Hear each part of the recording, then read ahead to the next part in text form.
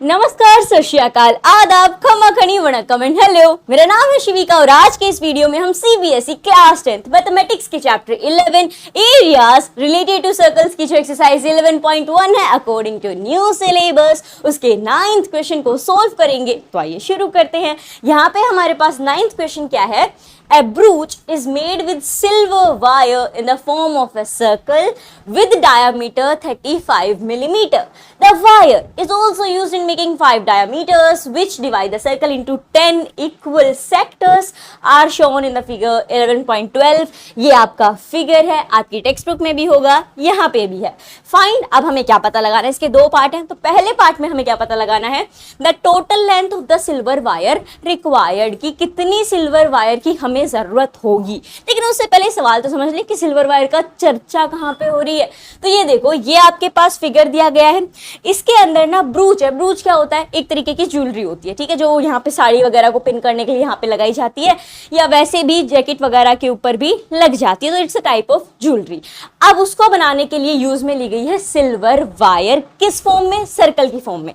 यहाँ पे आप देख सकते हो, यहाँ सर्कल बन रहा है, ये सिल्वर वायर से बना हुआ है, ठीक है। उसके साथ कहा गया है कि डायामीटर की जो लेंथ है, यहाँ पे आप देखोगे तो डायामीटर बन रहा है, बिल्कुल सेंटर से जा रहा है बिल्कुल। तो इसकी जो लेंथ है वो 35 मिलीमीटर आपको गिवन है। साथ ही साथ एक और चीज दी गई है कि सिल्वर वायर का इस्तेमाल डायामीटर बनाने के लिए भी किया गया है। और कितने डायामीटर बने हैं? 5 डायामीटर। एक ये बना, 2, 3, 4, 5। यहाँ पे टोटल 5 डायमीटर्स को बनाने के लिए भी सिल्वर वायर का इस्तेमाल किया गया है और इस सर्कल के अंदर 5 डायमीटर बन रहे हैं, ठीक है। उसके बाद एक और चीज दी गई है कि जो ये 5 के 5 डायमीटर बनाए ना, ये इस पूरे सर्कल के अंदर 10 इक्वल सेक्टर्स में से डिवाइड कर देना। मतलब ये एक सेक्टर है, ये एक सेक्टर है, ये एक सेक्टर है, ये भी सेक्टर है, ये भी सेक्टर है, ये भी सेक्टर है, ये भी सेक्टर है।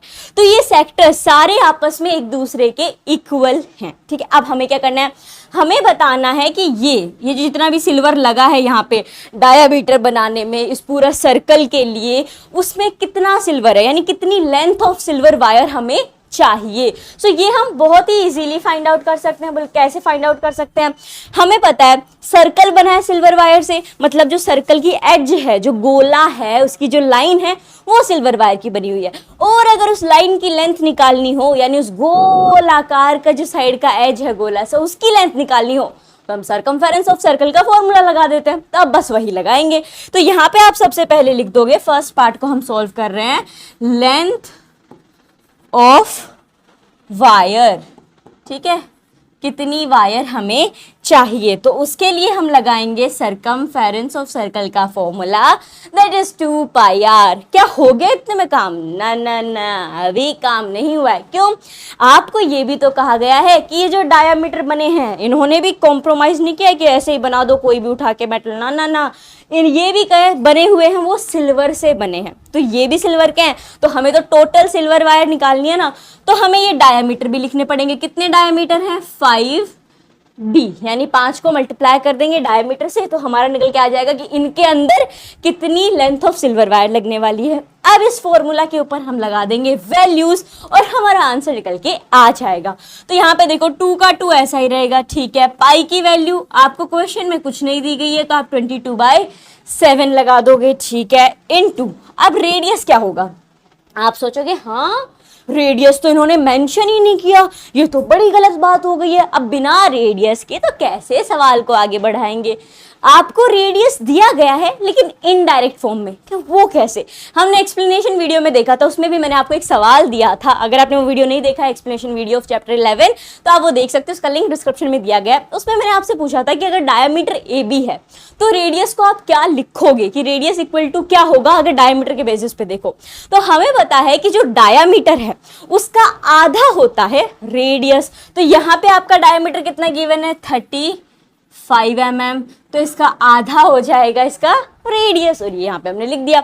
आगे बढ़ते हैं, प्लस 5D, तो 5 एज इट इज आ जाएगा यहाँ पे आपका, into D। D is what? Diameter, तो वो तो अपना 35 है। अब हम करेंगे फटाफट से काटा पीटी और हमारा आंसर निकल के आ जाएगा। 2 से 2 यहाँ पे सीधा सीधा कट गया। जी हाँ, यहाँ पे और कुछ कट रहा है? बिल्कुल, 7 1 जा 7, 7 5 जा 35। अब इन्हें हम कर देंगे मल्टीप्लाई, सो 22 इंटू 5 हमें करना है, वी विल डू हियर, ये आ जाएगा 110, प्लस में हमें चाहिए 35 5 जा, सो 35 5 जा 175, इन दोनों को ऐड कर देंगे तो ये आ जाएगा अपना 285। अब मुझे ये बताओ इस 285 को हम, मतलब ये जो लेंथ ऑफ वायर है, तो इसके साथ कुछ यूनिट भी लगेगी, तो कौन सी यूनिट लगाए, सेंटीमीटर या मीटर?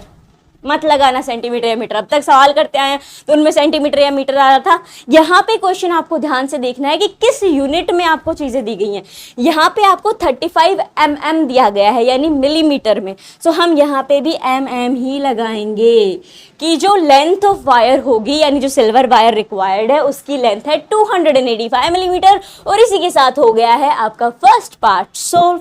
अब चूंकि फर्स्ट पार्ट सोल्व हो गया तो इस बात पे एक लाइक तो बनता है, तो फटाफट से इस वीडियो को लाइक कर दीजिए। अब बढ़ते हैं हम सेकंड पार्ट की तरफ। सेकंड पार्ट हमारे पास क्या है, सेकंड पार्ट में हमें निकालना है the area of each sector of the ब्रूच। यहाँ पे देखो आपके पास ये क्या बना था, मैं वापस इसे हाईलाइट कर रही हूँ, ये हमारा सर्कल था जी, बिल्कुल।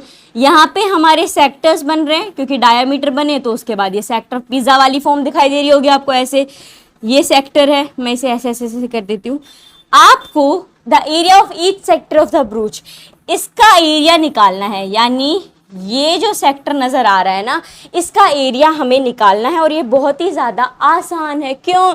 क्योंकि आपको एरिया ऑफ सेक्टर निकालने का फॉर्मूला अच्छे से याद है, आप वो लगा दोगे और आंसर निकाल लोगे।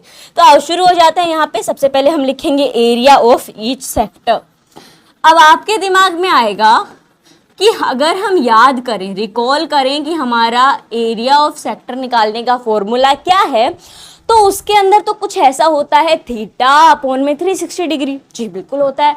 अब आप कहोगे कि एक्सप्लेनेशन वीडियो में आपने बताया था कि थीटा तो अननोन वैल्यू होती है एंगल की। बोले हाँ ये बात भी ठीक है, लेकिन यहाँ पे हमारे पास एंगल कहाँ पे है? एब्सोल्युटली राइट, हमारे पास तो एंगल ही नहीं है, हम तो वापस अटक गए। अब क्या करेंगे, एंगल अब हम अपने आप निकालेंगे। वो कैसे निकालेंगे? हमें ये पता है कि ये जो पूरा सर्कल है, इसका एक पूरा का पूरा गोल चक्कर ले लें तो कितने डिग्री का बनता है? 360 डिग्री का।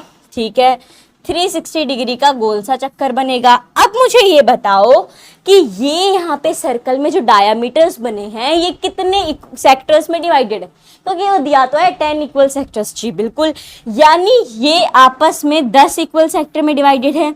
तो अगर हमें एक सेक्टर का एरिया निकालना है तो हम 360 को डिवाइड कर सकते हैं 10 से, बिल्कुल कर सकते हैं। तो 0 से आप 0 काट दो, आपके पास बच गया 36 डिग्री।